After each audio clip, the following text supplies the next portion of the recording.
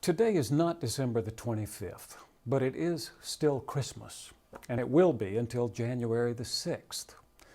Fred Craddock's mother did not think so. He wrote, "On the evening of December 25th, she tossed the tree, put away the decorations, fed the family the leftovers, and announced that it was 365 days until Christmas.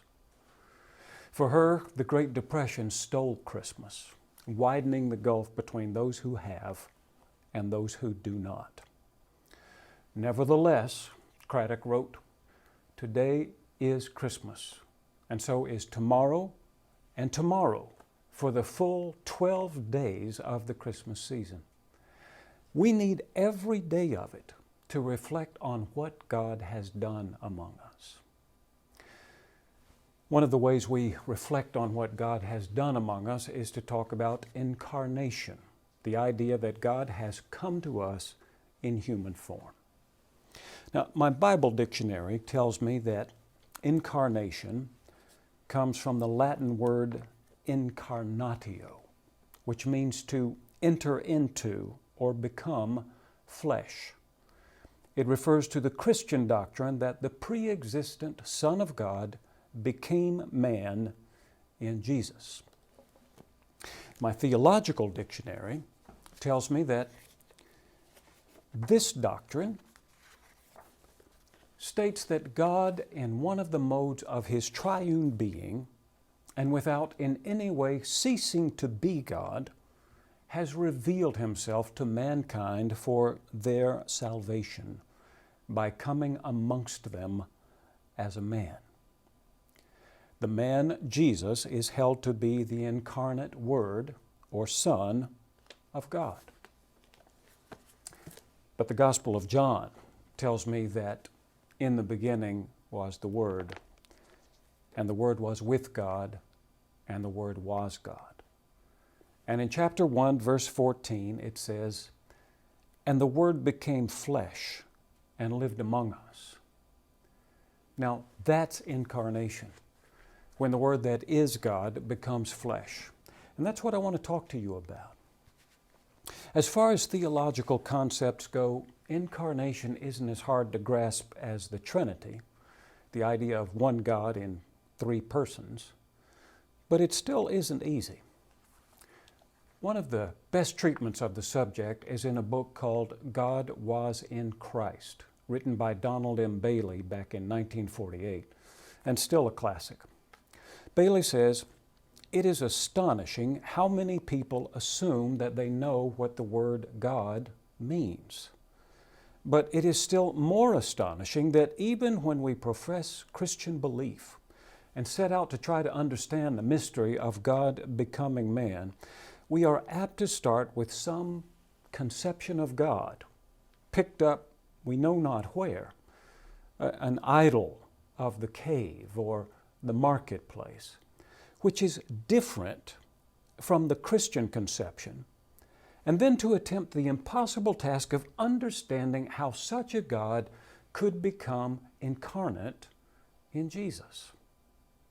That is, instead of looking at God through the clear and well-focused lens of Christ, we turn the telescope around and look at Christ through our clouded and preconceived notions of God. For example, if you begin with a God who is a kindly old grandfather, perhaps a bit senile, you will arrive at one understanding of Jesus. But if you begin with a God who is a stern and unforgiving judge, you will arrive at another. I find this especially interesting in light of a recent book called America's Four Gods, written by two professors at Baylor University. According to Paul Fraze and Christopher Bader, the way Americans view God falls into four categories. Using the results from a 2008 survey, the authors demonstrate that about 28% of Americans believe in an authoritative God. Someone who has an authoritative God believes in a God who is very judgmental and very engaged in the world at the same time, said Bader. These people also tend to be evangelical and male. For 22% of Americans, mostly evangelical women, the Almighty is characterized as a benevolent God who is thoroughly involved in their lives but is loving, not stern. It's definitely a personal relationship, like a friendship, like a companionship, said one. Just in case somebody's not there for you, He's always there. Others believe in a critical God who is removed from daily events but will render judgments in the afterlife. Bader said, "We find a strong tendency for people who are at lower levels of income and education to believe in the critical God." The fourth and final way that those surveyed view God is a distant God who set the universe in motion but then disengaged. Can you see how your understanding of God would affect your ideas about incarnation? If you thought of God as authoritative and judgmental, what kind of flesh would that God take on? If you thought of God as loving and benevolent, what human form would that God assume? What about a God who is critical, or a God who is distant and disengaged? This is just the kind of problem Donald Bailey points out, that if we begin with our ideas about God and then imagine what sort of human form those ideas would take, we end up with a distorted understanding of the Incarnation. Bailey says, it is only as Christians that we can hope to understand the Incarnation. That is, instead of starting with some vague, unformed notion of God and putting flesh on it, we need to begin with Jesus and let Him show us what God is really like. But we don't always do that. David H.C. Reed says that we still find in our congregations many who struggle to fit the figure of Jesus into the image of God that they already possess. They seldom seem to wonder where it came from. Many sermons still seem to be based on the assumption that we all know what we mean by God, and the Christian, particularly the preacher, has to demonstrate how the figure of Jesus can be shown to match this image. So when we talk about the Word becoming flesh, it makes a difference which word we start with. Some people seem to think of Jesus as the incarnation of the word truth. Others think of Him as the incarnation of love. Some seem to think of Him as the incarnation of justice, while others think of Him as the incarnation of mercy. Gracia Grindle, professor emeritus of rhetoric at Luther Seminary in St. Paul, Minnesota, says, "It is difficult to grasp the idea of a word becoming flesh, even when we see it realized in Jesus. And so," she suggests, "one way for us limited human beings to understand incarnation is to think of how our words have become buildings." And that's something I can relate to. When I was a pastor in North Carolina, we started a new program called Wednesday Nights Alive that included a delicious dinner and programs for every age group in the church. We watched our attendance climb from the 20 faithful members who used to come to Bible study to more than 100 in the first few weeks. And then more and more people started coming until the small fellowship hall where we had our Wednesday night meal just wasn't enough. I can still remember the day Ruth Trull came by the church office and slapped a check down on the secretary's desk. "That's for the new fellowship hall," she said. New fellowship hall, I wondered. What new fellowship hall? But Ruth wasn't the only person who thought we needed it. And eventually, I took all those suggestions and put them in a manila folder. I wrote the word building on the tab, and at the end of the word, a question mark, just to remind myself that at that point, at least, it was still just an idea. But over time, that folder began to fill up. We held congregational meetings to discuss the idea, and I put the notes from those meetings in the folder. We consulted with a couple of different architects to get an idea of what a new building would look like and where it might go. One of those architects presented us with a rendering that made our mouths water. And it was then, when we could begin to picture that new building on our property, that the idea really took off. A few months later, we held a business meeting to vote on the new building, and the motion carried by an overwhelming majority. But that wasn't the end of it. The architect had to talk to the contractor about how this new building would take shape. Contractor had to talk to the subcontractors about when to pour the footers and when to do the framing. Thousands of words were spoken about that building, probably hundreds of thousands. But in the end, those words took on the flesh of a new fellowship hall.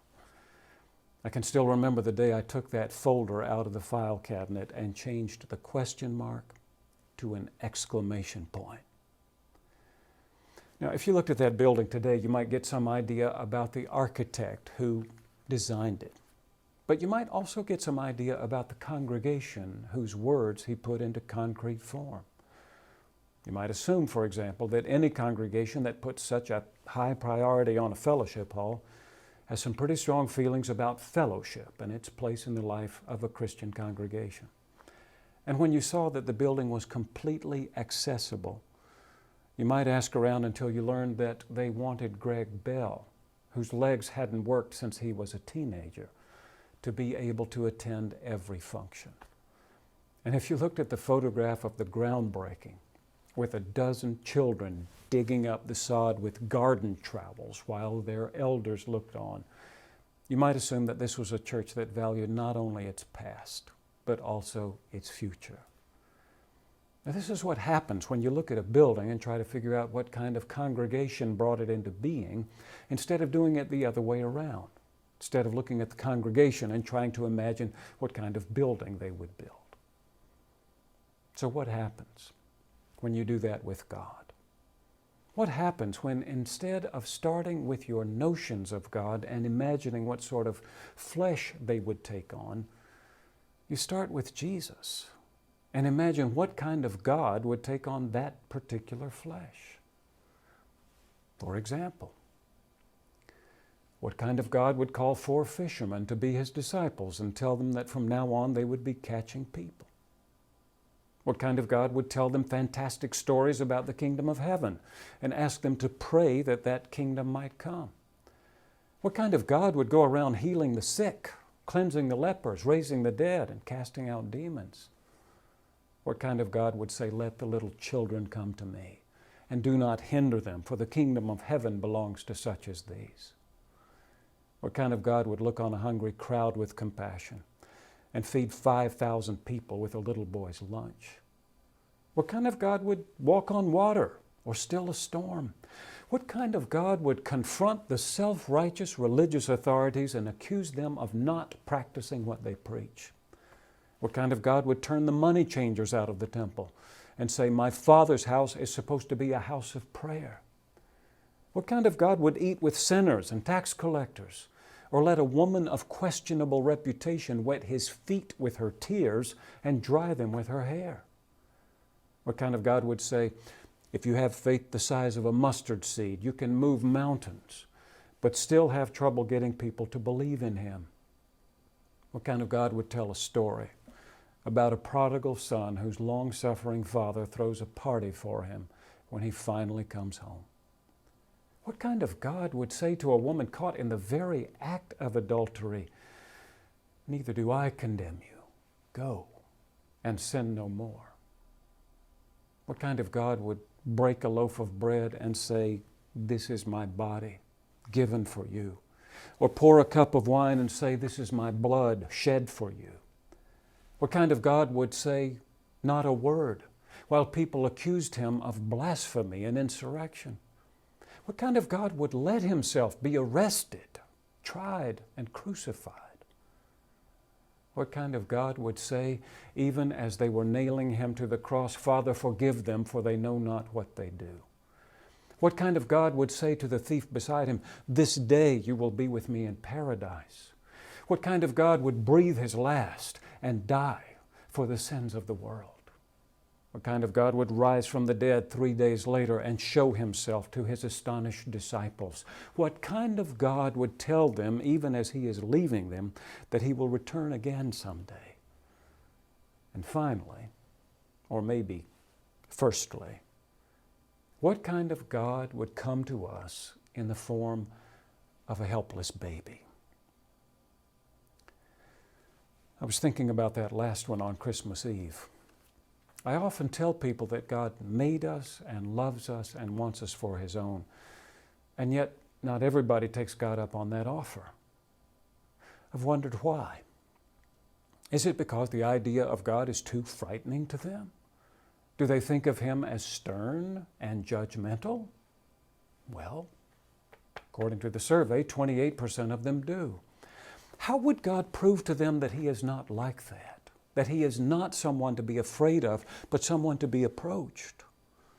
How else but to come to them as a helpless baby, making himself completely vulnerable so that they could risk coming near enough, as I prayed on Christmas Eve, to gaze on that infant face, to look into those loving eyes, to lean in close and feel the warm breath of God against their cheeks, to smell his sweet smell.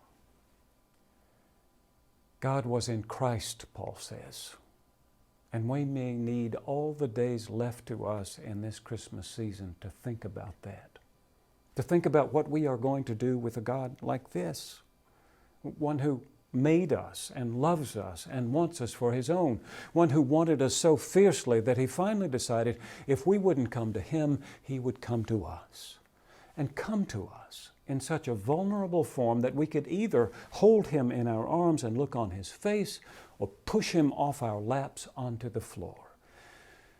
It really is up to us. That's a sobering thought, isn't it? It's going to take some time to think it through. I'm glad we've got until January 6th to do it. I have a feeling it's going to take every day.